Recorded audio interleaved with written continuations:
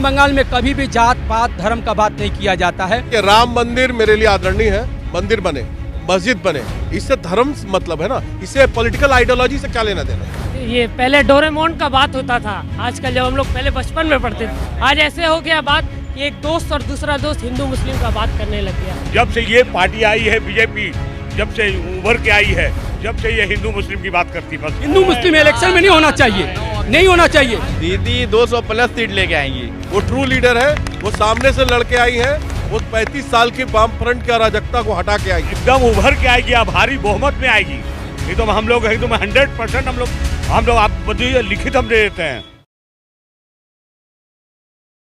नमस्कार, आदाब, मैं रजा अंसारी द लाइव टीवी पर आपका स्वागत है। चुनाव का घमासान चल रहा और लग रहा है कि नेताजी के ऊपर ही इस बार का चुनाव है और नेताजी ही प्रधानमंत्री बन जाएंगे शायद। इस बार ऐसा चुनाव को लेकर चल रहा है। सब पहला चीज़ ये है कि आज प्रधानमंत्री नरेंद्र मोदी भी शायद ममता बनर्जी के साथ जो है नेशनल लाइब्रेरी में मंच साझा करेंगे। ममता बनर्जी का रैली खत्म हुआ और ममता बनर्जी ने लगातार फिर से जो है केंद्र पर हमला साधते हुए कहा है कि वो एक नेशन एक लीडर नहीं बल्कि एक ऐसा लीडर चाहिए जो सबको लेकर चले, यूनाइटी मतलब डाइवर्सिटी में यूनाइटी है, इस तरह की चीजें करके ममता बनर्जी ने आज लगातार जो है प्रधानमंत्री नरेंद्र मोदी का नाम लिए बिना जो है हमला साधा है। अविनाश जी, अभी जो चल रहा है दीदी के पीछे तो लग रहा है कि पूरा बंगाल उमड़ पड़ा है, तो बीजेपी कह रही है कि कमजोर है, तो मुझे भी तो नहीं लग रहा था कि कमजोर है। नहीं, दीदी 9.5 करोड़ पश्चिम बंगाल की 9.5 करोड़ जनता का नेता है और ये मान के चले कि वो 100% लीडर है, वो ट्रू लीडर है, वो सामने से लड़के आई है, वो 35 साल की वाम फ्रंट की अराजकता को हटा के आई है, वो किसी एयर ड्रॉप नहीं हुई है। ये जगह जो है बड़ा ऐतिहासिक, क्योंकि एक जमाने में 2007-8 में ममता बनर्जी को यहीं पर लाठी मारा गया। नहीं, यहाँ मारा नहीं गया, यहाँ प्रदर्शन हुआ था, यहाँ पर धरना दी थी।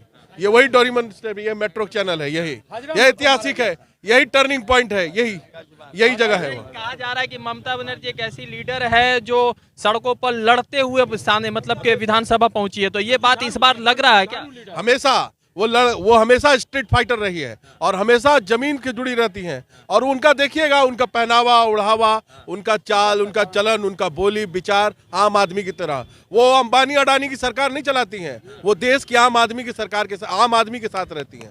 वो 9.5 करोड़ की जनता के लीडर है। लग रहा है दीदी एकदम फिर से 2016 से ज्यादा मजबूत आएंगे या कम? वो एकदम उभर के आएगी, अब भारी बहुमत में आएगी। एकदम हम लोग एकदम 100% हम लोग आप बताइए लिखित हम दे देते हैं।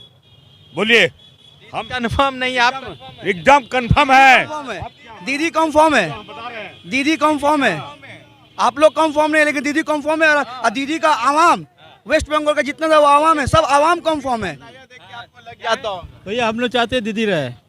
कितना भारी है, उठा के बात कर रहा है, दीदी से बहुत प्यार करते हैं। हाँ भाई, दीदी अच्छा काम कर रही है, हम लोग चाहते दीदी रहे, हम लोग चाहते हैं सत्ता में फिर से वापस आएंगे। यस यस यस, इसलिए मैं बताता हूं कि हम लोग किसी भी, देखिए ममता बनर्जी को रहना जरूरी है क्योंकि वो गरीबों का, गुजवा का, सभी लोगों को लेकर चलना चाहती है और किसी प्रकार का वो सांप्रदायिक बात नहीं करती हैं। मिले हैं मतलब जैसे आप लोग जैसे ममता बनर्जी के ऊपर जो है भारतीय जनता पार्टी जो अपने आप को राष्ट्रवाद हिंदुत्व का चेहरा कहती है, वो कहती है कि मुसलमान नवाज है ममता बनर्जी, तो आप लोगों को ऐसा लगता है? जी नहीं, ममता बनर्जी को मेरे हिसाब से और पश्चिम बंगाल की जनता के हिसाब से, और पश्चिम बंगाल का कल्चर है, ऐतिहासिक कल्चर है कि सभी को लेके चलने का। पश्चिम बंगाल में कभी भी जात पात धर्म का बात नहीं किया जाता है। ममता बनर्जी सबको लेके चलती हैं और ममता बनर्जी क्या, इनके पहले के जो इनके ये मार्गदर्शक थे जिनके साथ राजनीति ममता बनर्जी करती थी, वो लोग भी सभी को लेकर चलते थे। मगर एक ऐसी पार्टी आई है देश में जो केवल सांप्रदायिक उन्माद को फैलाकर और वोट लेती है, पोलराइज करती है और वोट लेना चाहती है। इस बार जो है चुनाव है बहुत शुरू हो गया। अभी देखिए ये अम्फान आया तो बीजेपी के लीडर नहीं आ रहे थे और जैसे चुनाव आया लगातार जो है समझिए कि दर्जनों लीडर आ रहे हैं। वो बरसाती मेढक है, वो जब बरसात आता है तो निकलता है मेढक की तरह और फिर वो मिट्टी में चले जाते हैं, समझ गए ना। और हमारी जो टीएमसी की नेत्री है वो ममता बनर्जी, वो उनके जितने लीडर है, कर्मी है, सब जमीनी स्तर पर काम करते हैं, पब्लिक के साथ रहते हैं, हर सुख दुख में साथ देते हैं। आप लोग यूथ है तो आप लोगों को लगता है कि दीदी का जो यूथ में बहुत ज़्यादा पकड़ है या पकड़ कम? बहुत ज़्यादा पकड़ है, बहुत ज़्यादा पकड़ है। दीदी जो काम कर रही है बहुत ज़्यादा काम कर रही है। ये हिंदू मुसलमान का जो राजनीति हो रहा है ये गलत हो रहा है, ये राजनीति नहीं करना चाहिए। यहाँ तो सब भाई भाई है, कौन हिंदू और कौन मुसलमान, जितना तो सब भाई भाई है। हिंदू मुसलमान तो यहाँ सब भाई है।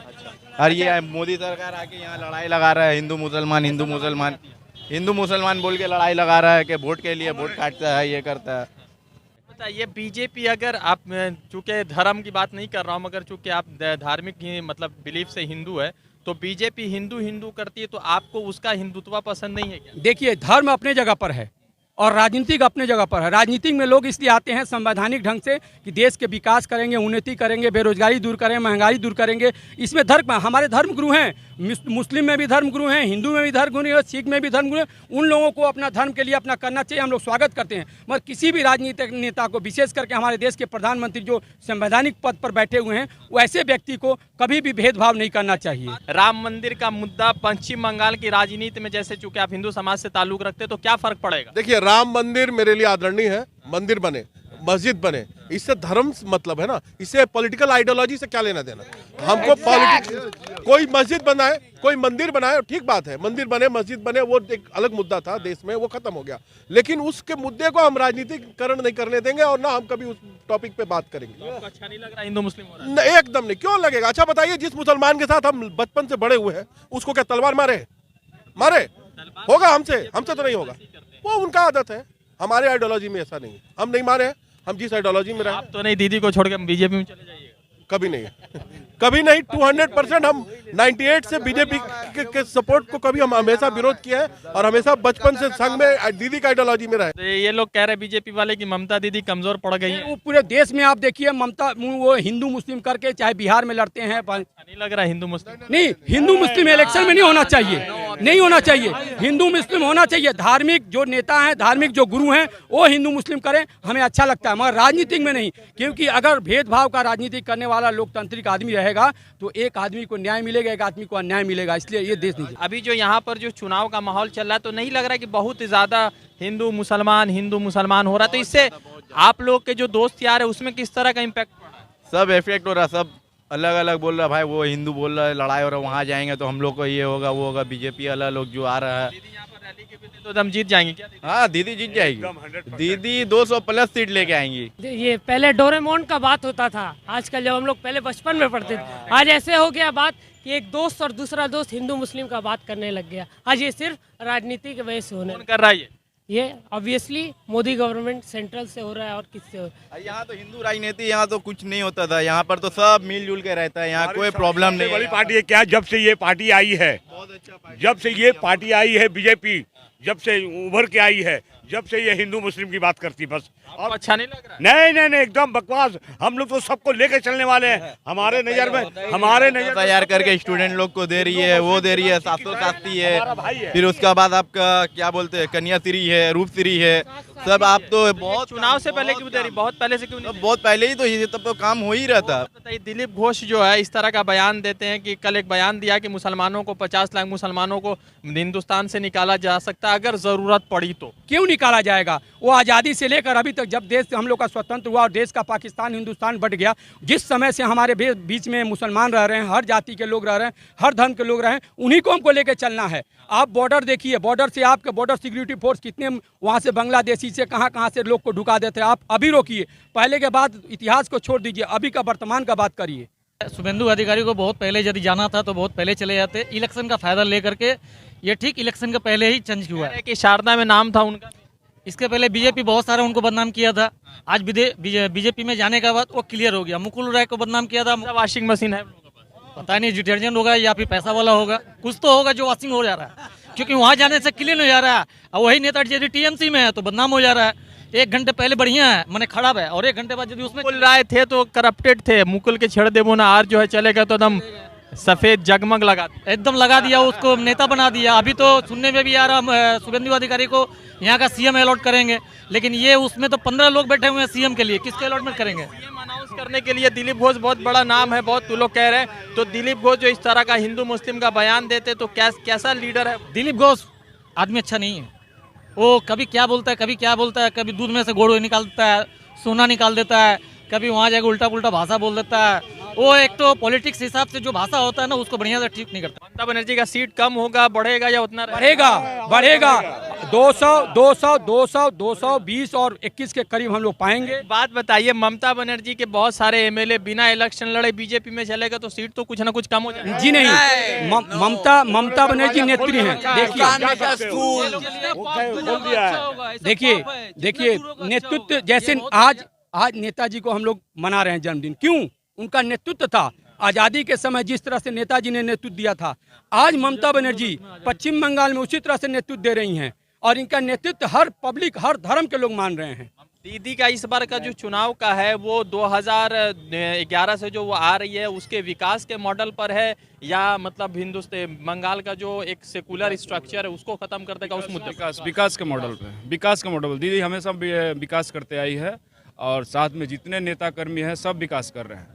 आप देखिए चारों तरफ ही काम हो रहा है, काम के बदौलत ही सब आ रहा है। बताइए, शुभेंदु अधिकारी ममता बनर्जी को छोड़कर बीजेपी में चले गए तो उससे दीदी कमजोर नहीं पड़ेगी? कोई कमजोर नहीं पड़ेंगे। वो उनका पत्ता साफ हो जाएगा इस बार। तो पूरा सब चीज कर ही दे रही, गरीब इंसान लोग के लिए। तो पढ़ाई का मामला में सब पैसा दे रही है, तो क्या गरीब आदमी जो है तो पढ़ाई का मामला में तो आगे बढ़ रहा है ना। पहले तो गरीब आदमी तो सोचता था कि हम पढ़ने जाए। बहुत अच्छा काम किया।